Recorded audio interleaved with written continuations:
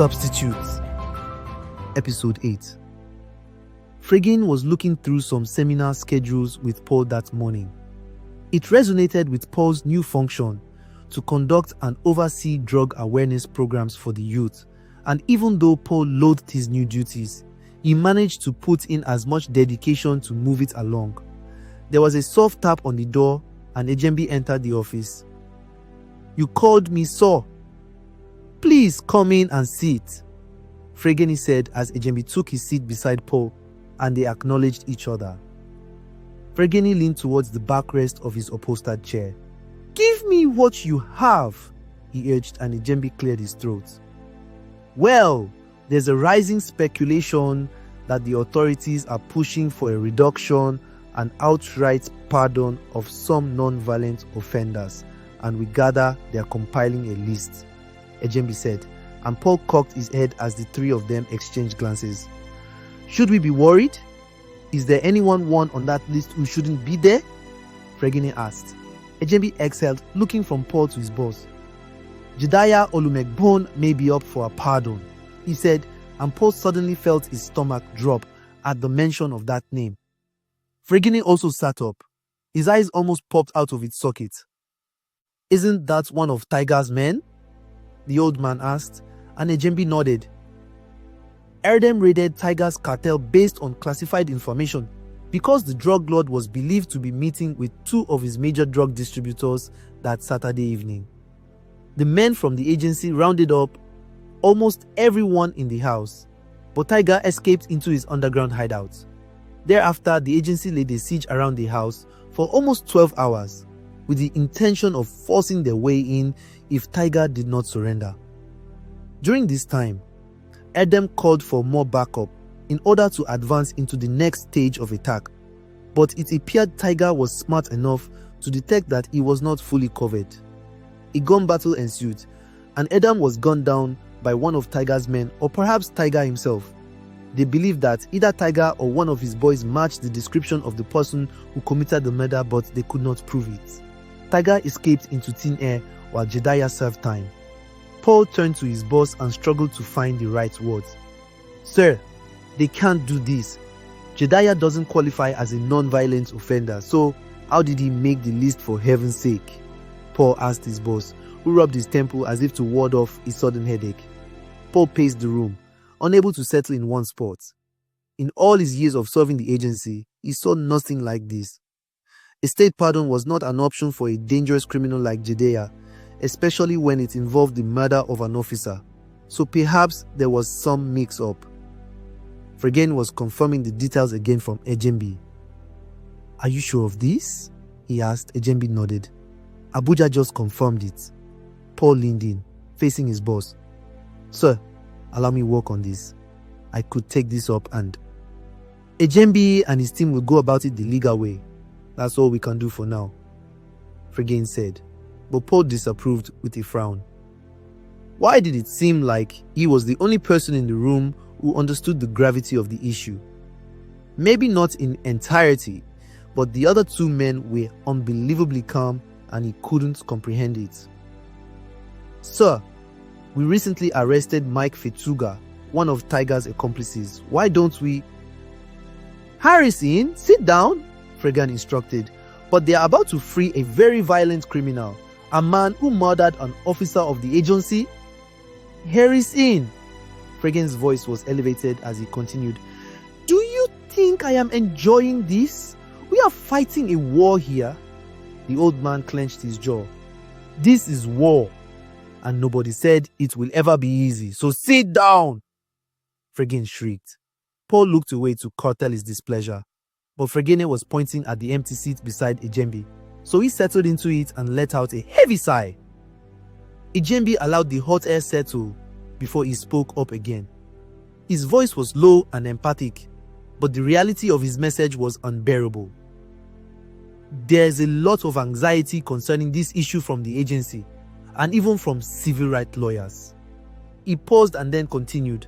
"Some prosecutors have also warned that pardoning drug offenders will further weaken the ability of the agency to bring such criminals to justice But the odds are against us, and the fact remains that the president is endorsing the entire list before the end of this week. Ejembi licked his lips. I'm afraid. But as soon as he signs that document, everyone on that list will be pardoned. Ejembi said, this is obviously from the top. Fregene nodded. A lot of high-profile drug cases had the tendency of becoming complicated because of the involvement of top officials, and this one looked no different from the several they had encountered over the years. Pebbles crackled under the premium tires as he coasted along the industrial layout near the outskirts of town. Wild pigeons flying in spiral overhead, fallen leaves and gully-like potholes littered the narrow road. But contending with the loaded container trailers was what Chinedu found most dreadful, as one did not know if a container would lose its balance the next minute and collapse on a vehicle. With the 30 minutes journey translating into 2 hours, the government had finally felt the pulse of road users and started the construction of a 600-meter bridge as part of the measures to put an end to the suffering experienced by motorists. But until then, endurance was the watchword. Chinedu must have driven another 200 meters before he sighted the old signpost of Grenoble Paint Factory. As he drove into the large premises, he spotted Tiger from afar, discussing with a man in front of one warehouse, and he immediately knew they were expecting him. When Tiger summoned him that morning, he had a hint on what the meeting would be about, but what he did not know were the details of attendees. All the same, Chinedu knew better than to probe his boss. As long as it was a money-making venture, he was content. He pulled his SUV to a halt in the designated parking area and approached the two men. That factory was about 12,000 square meters with 8 bay warehouses, and Tiger and the guests stood in front of the 7th bay. Boots coughing over gravel, Chinedu strode along under the scorching sun. 10 delivery trucks parked in front of the packaging center, forklifts and pallets of wooden boxes awaited product transport. He walked past some janitorial staff that cleaned the surroundings and changed the trash bin. The sound of interlocking rollers and the hiss of industrial machines echoed in the large space, and the corresponding smell of resin and paint chemicals aligned with whatever products were being produced. 2 drops of sweat trickled along Chinedu's face, and he cursed the heat. "Good afternoon, boss!" He hadn't seen Tiger in 2 months. The last time was when Tigerbo paid a surprise visit to oversee Chinedu's first shipment. Although Chinedu never mentioned it, that single gesture of concern took his respect for his boss to a whole new level. Tiger's mouth was huge and raised into a smile. His nose burned in the air as he squinted against the sun. "Senator, this is Chinedu, the boy I told you about." The man standing with his boss was dressed in traditional attire and looked way into his 50s. Chinedu thought he had a familiar face but could not place it. "Good day, sir." They smiled at each other and exchanged strong handshakes. Chinedu loved the way Tiger introduced him as his boy. It made him feel like an associate, and he could not help but keep his shoulders raised as he listened to Tiger speak. "One of our men was recently arrested while embarking on a crucial trip. I set up the deal some months ago, and this mishap has cost me a lot, but I know how to count my losses," Tiger said, and Chinedu knew he was referring to Austin. No one knew when or how long it would take for Austin to get out, so they had to wait it out. It was funny, but that was how the cartel operated. They only stuck their heads for those guys who were assets, and Austin was not an asset. Although this incident could put him through a litmus test, because if he came out clean without mentioning or indicting any other member of the cartel, then he would pass the ultimate test of loyalty. Tiger turned to Chinedu. "You recall, we've been considering setting up a proper meth lab of our own. Senator Craig here has shown interest as a major investor, and he has even offered us a space in his premises. Apparently, we need to do all we can to keep spinning the wheel, right?" "Right, boss." Chinedu had gathered considerable knowledge on meth production. The main ingredient in methamphetamine production was ephedrine, or pseudoephedrine, found in over-the-counter cold and asthma drugs. Red phosphorus, hydrochloric acid, drain cleaner, battery acid, lye, lantern fuel, and antifreeze were the other constituents. When produced, it could be smoked, taken intranasal, injected, or even chewed from a paper. The major users were white and blue-collar workers, students, and teenagers, and they preferred it over cocaine because of its longer-lasting effects.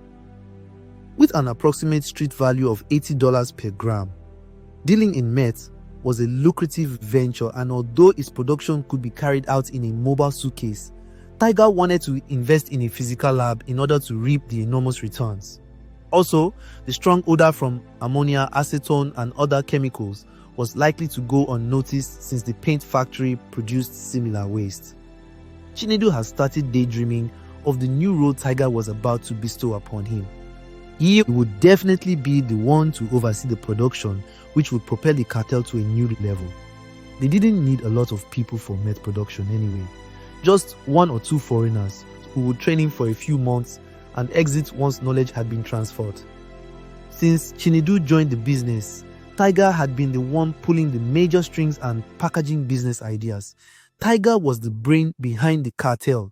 He came up with all the novel ideas and brilliant strategies that navigated the organization, so Chinedu believed this would not be any different. Tiger allocated the right strategy to the marketing mix and watched it closely until the business began to spring forth returns. The man had never been to a business school, but he understood the laws of business management better than a Harvard professor. He knew when to start a business and when to pull out, when to pump in more money, and when to slow down. It did not matter if his exit decision connoted a loss. Tiger always trusted his wits and never looked back. Senator Craig took them on a tour around the factory. It was a purpose-built facility that produced well over 20,000 liters of paint daily. These products were transported out twice a week to a nearby paint market, where major distributors were always waiting to buy. A young man approached, and the senator introduced him as the production manager. He was dressed in shabby factory clothes, and his eyes looked heavy from long hours of intense labor. His hands were covered in thick yellow gloves, and when he stretched one out for a handshake, neither Tiger nor Chinedu took it. "Show us to our space," Tiger said, and the gentleman led the way. The warehouse offered to cook meth was at the back of the main factory. Chinedu inspected the space. Dust and cobwebs accumulated because of lack of use, and it looked small with cracked floors and grimy walls. It housed an administrative office at the right wing, and the tiny office had an old desk and a table phone which didn't look connected. An abandoned Grenoble company signpost graced the side of the door beside the entrance, and so did some rusty corrugated metal sheets. Chinedu did not think too much of this gesture. At least the senator should have put in more work in making the space presentable before handing it over to them. Compared to the main factory, it looks small, but I hope it will work. The senator said, "It's perfect and I love it." Tiger replied, much to Chinedu's dismay. "I was concerned about aeration, to avoid any explosion, but I see 6 windows and that will do." When Tiger asked about the drainage, the senator was quick to inform him that the meth waste will be channeled into a nearby canal, which was the exact drainage used by the paint factory. Invariably, the waste from the 2 production entities would mix, leaving less room for suspicion. Tiger beamed.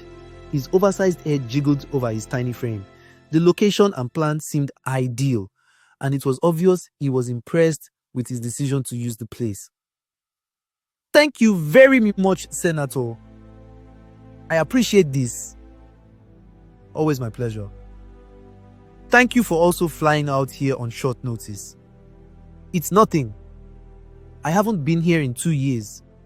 But when you described the space you wanted, I knew you would like something like this." The man leaned closer. "I hope you will be too careful with this," he said. Don't worry about being discreet. My boys are skilled, Tiger assured, and then he held up his hand as though missing out a point. I hope this place is insured.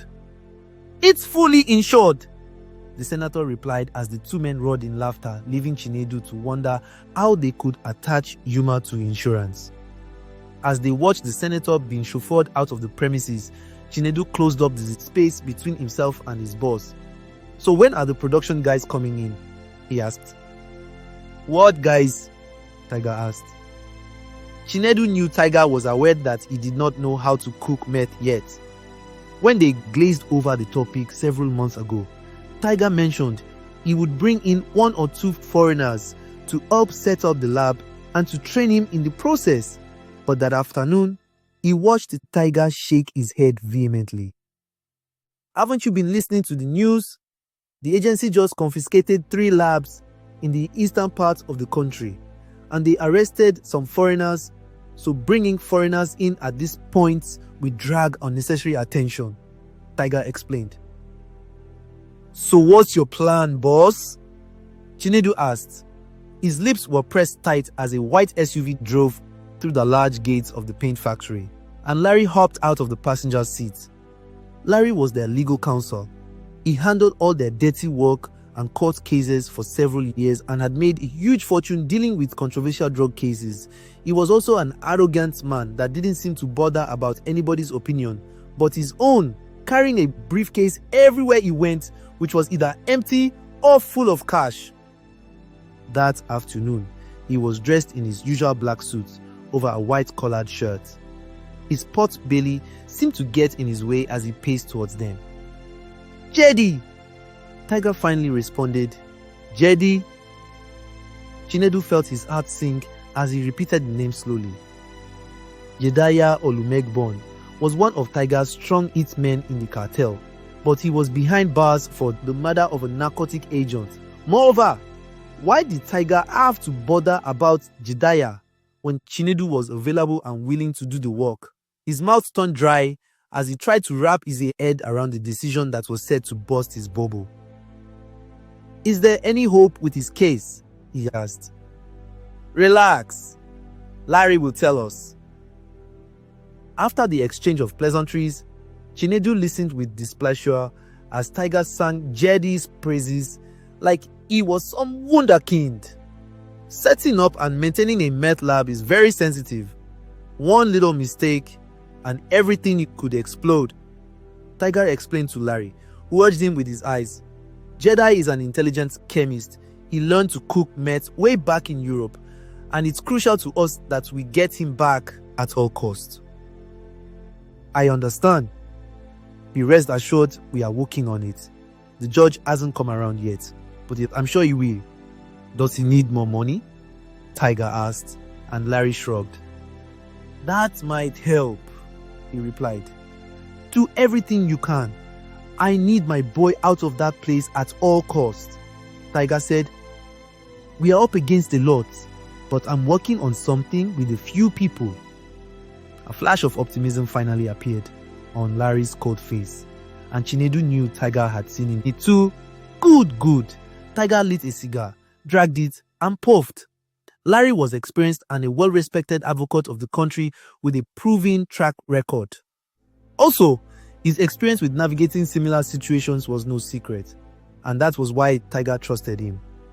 The minute the meeting was over, Chinedu exchanged the briefcase in Tiger's car with Larry's. Thereafter, the 3 men drove off separately.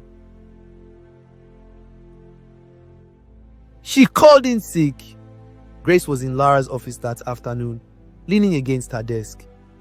Her boyfriend also called to say she wasn't feeling strong enough to come to work and had to be rushed to the hospital. Did you speak with her? No, Grace replied. Emanuela had not taken a lot of time off work since the fashion show, so perhaps the pregnancy had taken its toll, but the fact she was in the hospital sent shivers down Lara's spine. Was the baby okay? How was she faring? She grabbed her keys and began to head out. Paul withdrew to his office and collapsed in one heap behind his desk. This was a huge blow to the agency, and the frustrating thing was that they never saw it coming. He could see it clearly now. Some people had made a case for the pardon of non-violent offenders when the main aim was to free Jedi, yet he did not understand how things got to this point. Like every other case with vested interests, it passed through the necessary approvals seamlessly at the expense of other pressing social issues. His mind drifted to Mabel and her young daughter. The thought that Ivana would possibly grow up to know that justice was never served to her father's murderers sent chills through his spine. He stared at the draft seminar outline on his laptop and snapped it shut. Burying his head in his hands, he felt a need to pour out his heart to someone, a burning desire to express his internal conflict. He took one look at his phone and began to dial Lara. He had not spoken to her since their huge fight, but he needed her now more than anything. Lara dialed Chidi again, and when he answered, she began with an apology. "I am sorry the line went off. Which hospital did you say she is?" His voice trailed away. "Don't you know the name of the hospital?" Lara asked. "Well, she's back home now," Chidi said. "Oh, good. I'll just make a turn and head towards her house," Lara replied. She only had to make a slight detour to get on the right direction to Emanuela's house. She was sure to be at Emanuela's place in a few minutes. "Are you at her place?" Lara asked, but Chidi did not respond. "Hello!" The line cut off. Lara's phone began to ring. It was Paul, but she took her eyes off the phone and focused on the road. Lara had been to Emanuela's house once, on the night of her fashion show, when she gave her a lift. Emanuela's flat was located within a populated suburb in Choba. There were 4 blocks in the entire premises and altogether 14 studio flats in each block. Emanuela's was the last one on the left, and Lara waded through the filthy courtyard, past a heap of domestic litter and Emanuela's jobless neighbors, until she stood in front of the block. Chidi could feel his adrenaline shoot through his system as he paced from one corner of Emanuela's room to the other. Dirty clothes littered the floor. He stumbled over empty bottles, cans, damp clothes, and almost decayed food in soiled packs. He paused for a second and held the side of his head to regain control. Enough time was required to clean up this mess, but that was what he did not have. Did she say she was coming here? Emanuela's eyes were dull and blank as she gazed at Chidi. She was sprawled on the floor, legs and hands apart. Her camisole was pulled above her bulging tummy, and the only other piece of clothing she wore were a pair of micro shorts. She made a humming noise from the back of her throat, and a used syringe hung from her hand. And when she tried to hold on to it, it slipped through her palm to the bare floor. Somehow, she had attained the highest point of ecstasy that only the drug could afford. Chidi was lifting her off the floor, and she wondered how he remained coherent after they consumed the same quantity of drugs. "Get up, Ella! Ella!" He lifted her to the bed. "Lara is almost here, and this place looks like a crap house. There's no way she can see you like this. She will know we have been telling lies the whole time," Chidi said. "Tell her to go back. She can come some other time." Emanuela could barely keep her eyes open, and her speech was slurred. A sudden giggle escaped her lips. Nothing in particular amused her. It was just that sensation running through her body.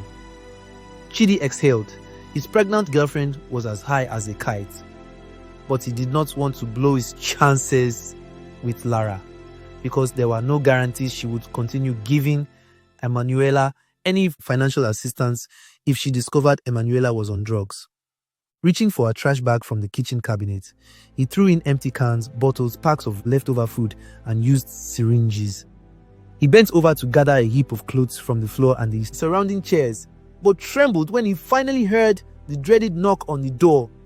Chidi ran towards the door, but halted as a brilliant idea occurred to him. He could pretend that Emanuela was not around. Although it sounded absurd, it seemed a better option, especially since the room still looked and smelled like a garbage dump. He swung himself around, tiptoed to Emanuela and poked her side. Shh! Ella, Ella. His effort to wake her up from her slumber appeared futile.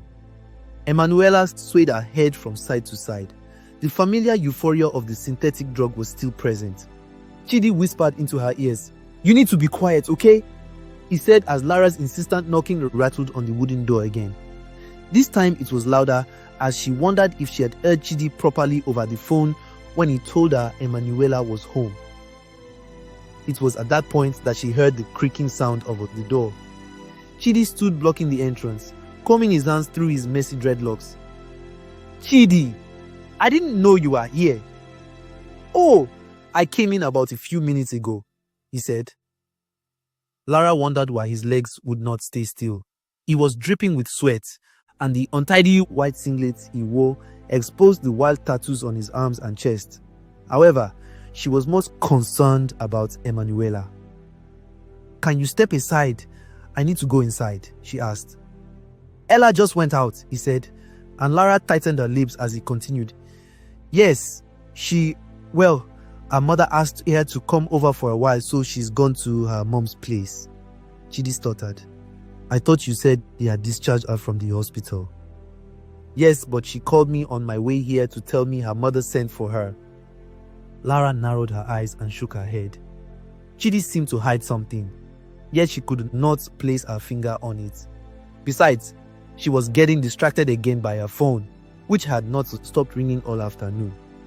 Chidi pointed slowly at her bag. "Isn't that your phone?" he asked. Lara gawked at him as though trying to read through him. "Ask Emanuela to call me as soon as she can. I've been trying to reach her all day. Zrenia, and her phone is off." "I will." And as Lara turned to go, he leaned forward. "Although she is much better, thank you," he howled. Lara made her way back to her car, component placements, and as soon as she strapped her seatbelt, her phone began to ring again, but this time around, she decided to hear Paul out, although her tone was cold and blunt. "Yes. Baby, I have missed you so much." The sound of Paul's voice in her ears turned her into jelly, and she realized at that moment how much she missed him too. Paul had a unique way of bringing down whatever walls of anger and frustration existed. "Zrenie." Although that afternoon, his voice was low and burdened, and she wondered if he was okay. "Lara, are you there?" he asked. "I am," she replied. "I am so sorry for what happened the other day. I was a complete jerk and I shouldn't have said those things. I know I hurt you. Please forgive me. Please, please." He sighed. "Are you okay?" "I just can't do this on my own. I need you so much. So much." Lara bit her lip. She still loved him. Thanks for watching. This story was written by Uduak, Edet and produced by Tconcepts.